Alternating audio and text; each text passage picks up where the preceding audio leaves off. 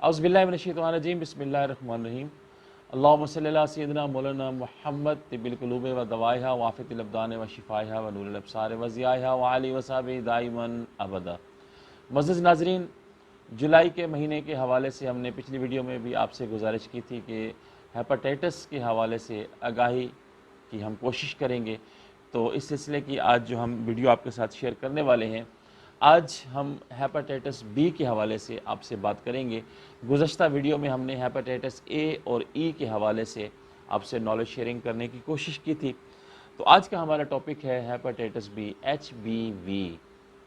HBV ये virus खून और जिस्म की दूसरी रतूबतों यानी जो अदर बॉडी फ्लूइड्स हमारे होते हैं उनके छूने से ये फैलता है और ये वायरस जिस्म में दाखिल होकर जिगर पर हमला करता है और जिगर को नुकसान पहुंचाना शुरू कर देता है।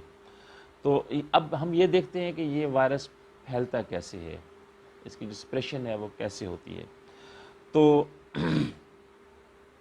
प्रेग्नेंट ख़वातीन में इसका अटैक ज़्यादा होता है और अगर हामला औरत को, प्रेग्नेंट वमेन को अगर हेपेटाइटिस बी हो गया है तो जो नौमौलूद आने वाला है, जो बच्चा इस दुनिया में आएगा वो माँ के पेट से ही हेपेटाइटिस बी लेकर आएगा।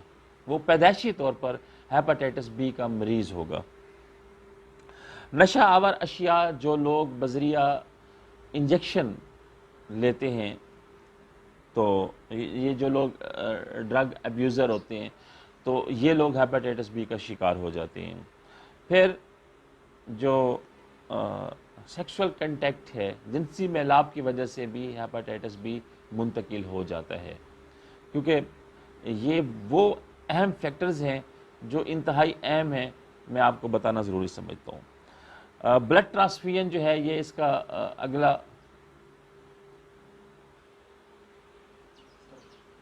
औज़ु बिल्लाहि मिनश्शैतानिर्रजीम बिस्मिल्लाहिर्रहमानिर्रहीम अल्लाहुम्मा सल्लि अला सय्यिदिना मौलाना मुहम्मद तिब्बिल क़ुलूबि व दवाइहा व आफ़ियतिल अब्दानि व शिफ़ाइहा व नूरिल अब्सारि व ज़ियाइहा व आलिहि व सहबिही दाइमन अबदा। मुअज़्ज़ज़ नाज़रीन, माह जुलाई के हवाले से चूँकि हम हेपेटाइटिस आगाही का सिलसिला शुरू किए हुए हैं और गुज़श्ता वीडियो में हमने आपको हेपेटाइटिस ए और ई के हवाले से आगाही दी थी और आज हम बात करेंगे हेपेटाइटिस बी वायरस के हवाले से कि HBV क्या है। HBV खून और जिस्म की दूसरी रतूबतों यानी अदर बॉडी फ्लूइड्स के छूने से फैलता है। ये वायरस जिस्म में दाखिल होकर जिगर पर हमला आवर होता है और ये जिगर को नुकसान देता है। नाज़रीन, हेपेटाइटिस बी फैलता कैसे है, इसके फैलने के वजूहात क्या हैं, तरीक़ेकार क्या है, वो क्या वजूहात हैं जिनकी वजह से लोग हेपेटाइटिस का शिकार हो जाते हैं। तो जो सबसे पहली वजह है, जो बुनियादी वजह है, वो ये है कि अगर कोई भी प्रेग्नेंट खातून, कोई भी हामला औरत अगर हेपेटाइटिस बी का शिकार हो गई है तो आने वाला जो नौमौलूद है, जो फीटस आने वाला है, वो माँ के पेट से ही हेपेटाइटिस बी लेकर आएगा। ऑटोमेटिकली वो हेपेटाइटिस बी का मरीज़ पैदा होगा। फिर अगली जो वजह है वो ये है कि वो लोग जो नशा आवर अद्वियात बजरिया इंजेक्शन अपने जिस्म में दाखिल करते हैं, जिसे हम ड्रग अब्यूज़र कहते हैं, ये लोग हेपेटाइटिस बी का शिकार हो जाते हैं। इसके बाद जो सेक्सुअल कंटैक्ट्स हैं, जिनसी मेलाप जो है, ये एक बहुत बड़ी वजह है हेपेटाइटिस बी के फैलने की। इंतकाल खून, ब्लड ट्रांसफ्यूजन जो है, इसकी वजह से अगर प्रॉपर तरीके से स्क्रीनिंग ना की गई हो, क्रॉस मैचिंग अगर प्रॉपर तरीके से नहीं की गई, लैब में अगर कोई मिस्टेक हो गई है और अगर ब्लड लग गया है तो ऑटोमेटिकली मरीज़ को हेपेटाइटिस बी वाले का खून लग जाएगा और वो भी हेपेटाइटिस का मरीज़ हो जाएगा।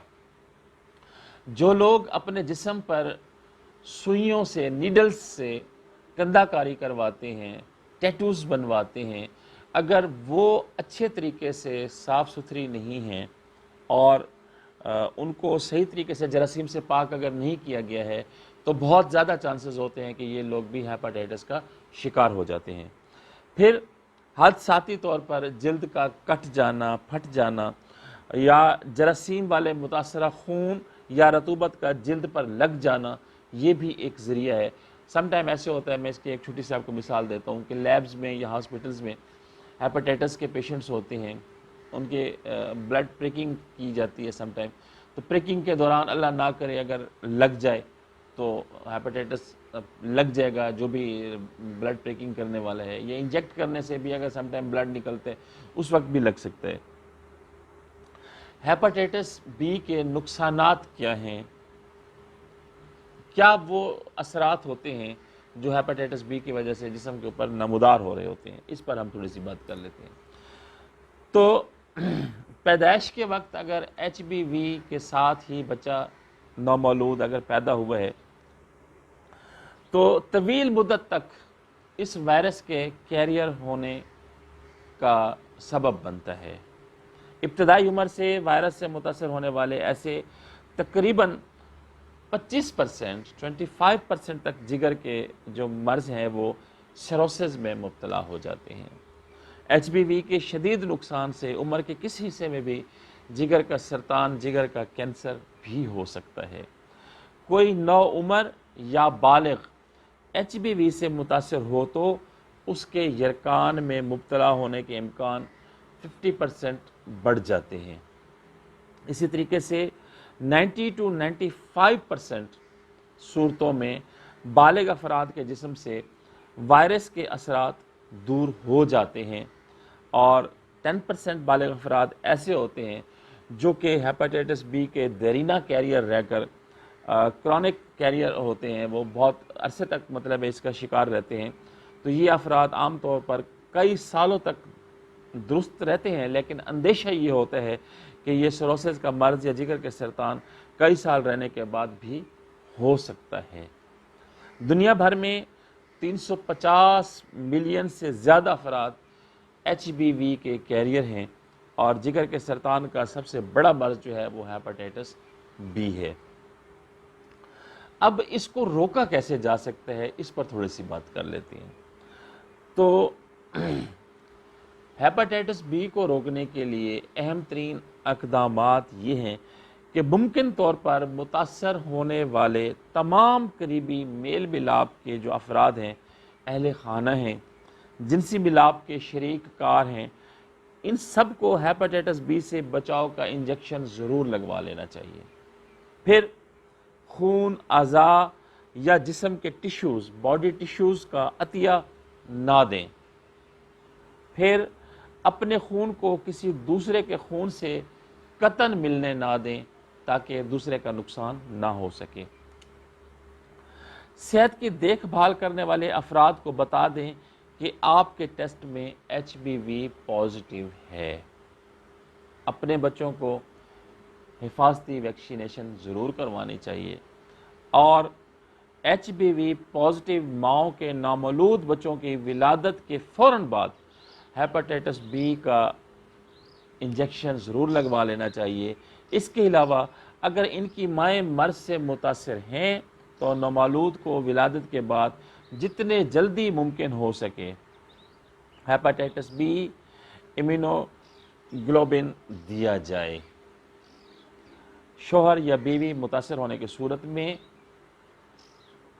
ضرور اس کا کورس کریں، اور جب مکمل طور پر وہ ٹھیک ہو جائیں تو پھر اپنے وہ ازدواجی تعلقات بروئے کار لا سکتے ہیں۔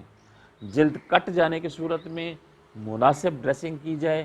احتیاط کریں کہ کوئی شخص دستانے کے بغیر قطعاً بھی اس قسم کے مریض کے جلد کو یا زخم کو ہاتھ نہ لگائے۔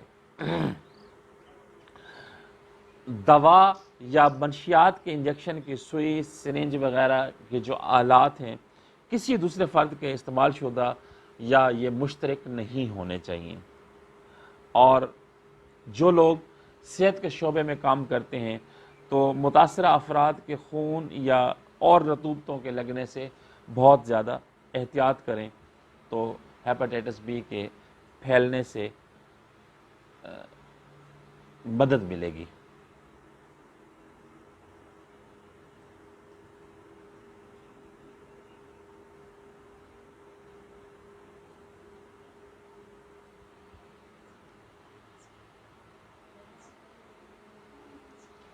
یہ تھا آج کا ہیپاٹائٹس بی کے حوالے سے ہمارا کنٹینٹ.